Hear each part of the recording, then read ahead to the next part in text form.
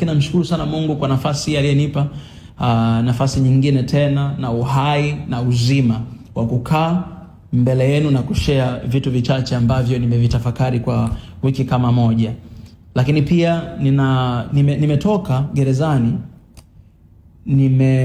baada ya kupata tu vifaa vyangu nikawa napitia kwenye social medias. Jamani, nimekuta message nyingi ambazo sijawahi kuziona maishani mwangu. Niko naonyesha ndugu zangu, yani naingia kwenye DM, nadhani ni message zaidi ya 1000. Na mpaka sasa hivi bado kuna message ninaendelea kuzipata. Kwa hiyo sijafanikiwa kusoma message zote, nimesoma message baadhi kuona Watanzania wanasema nini. Kuona Tanzania inasema nini. Nimepitia baadhi. Sasa hapo ni Instagram, hapo ni TikTok, hapo ni kila mahali.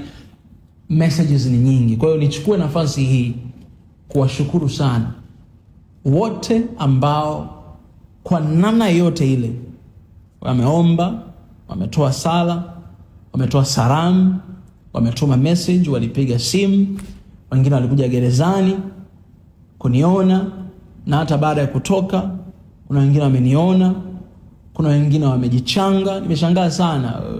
Wanafunzi wa shule yangu ya sekondari, wanafunzi wa shule yangu ya high school, na watu mbalimbali. Nimeshangaa upendo wa namna ya ajabu sana. Kwa hiyo nichukue nafasi hii kusema asante sana kila mmoja aliyefanya kwa sehemu yake. Nawashukuru sana. Sina maneno ya kusema. Maombi ambayo watu wameomba. Nimetoka, rafiki zangu wa Korea walikuwa wametengeneza group na familia yangu hapa Tanzania. Wanakaa wanaomba masaa 2, saa 1 usiku wananiombea. Rafiki zangu Korea wamekaa, wameenda kanisa, wanasema Bwana, wanaomba. Kila mmoja kwa nafasi yake umefanya safari hii iwe nzuri sana. Yani ujumbe mmoja mkubwa niliouona huko nje anasema hata dhahabu lazima ipite kwenye moto ili ing'ae. Ili ing'ae, kipita kwenye moto inang'aa. Ndio message nyingi sana nimeona kutoka kwa ndugu zangu mmeshare na mimi. Kwa hiyo nichukue nafasi hii kusema sina lugha bora ya kusema au kushukuru kwa upendo mkubwa ambao umeonyesha. Sijui, wakati mwingine nakaa najiuliza kwamba nini nimefanya to deserve this? What have I done? Yani najisikia mzigo na najisikia deni kwamba kwa hichi na kwa imani ambayo Watanzania mmeifanya juu yangu, najisikia deni kwamba I must do something for Tanzania.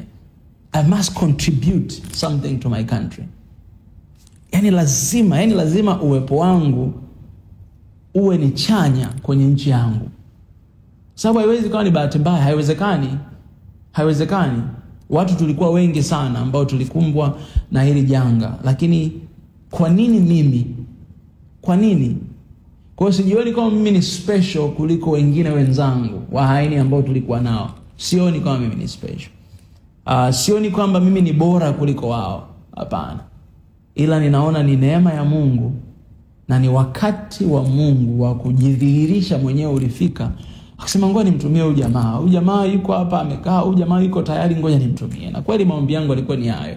Na Mungu amenitumia. Kwa hiyo ninamshukuru sana Mungu, lakini nawashukuru sana ndugu zangu, nawashukuru sana Watanzania kwa kila mlichokifanya. Sijui naweza nikaenda saa nzima kushukuru.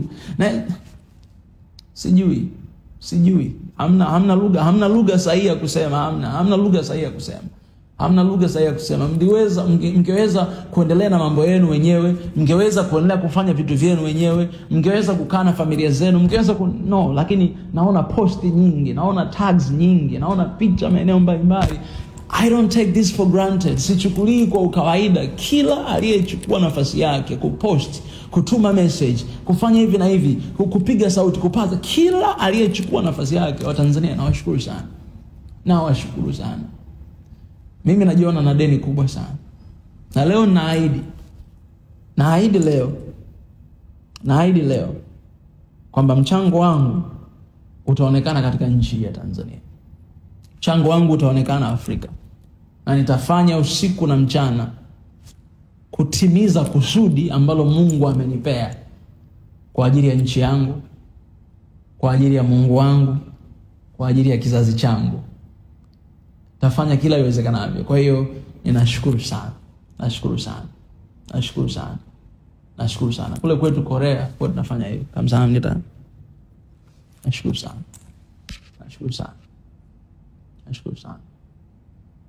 Nashukuru sana. Naomba muichukue na muipokee kutoka uvunguni mwa moyo wangu. Nashukuru sana.